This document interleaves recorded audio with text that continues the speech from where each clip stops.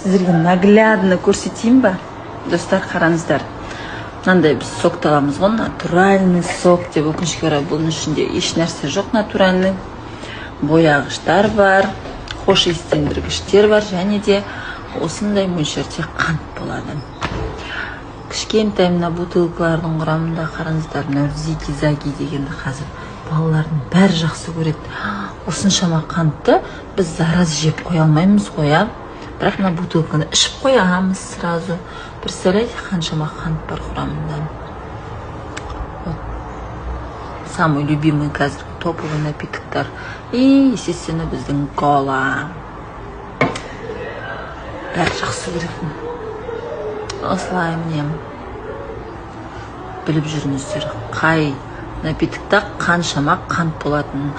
Особенно мына соктар натуральный деп ойлайсыздар сіздер.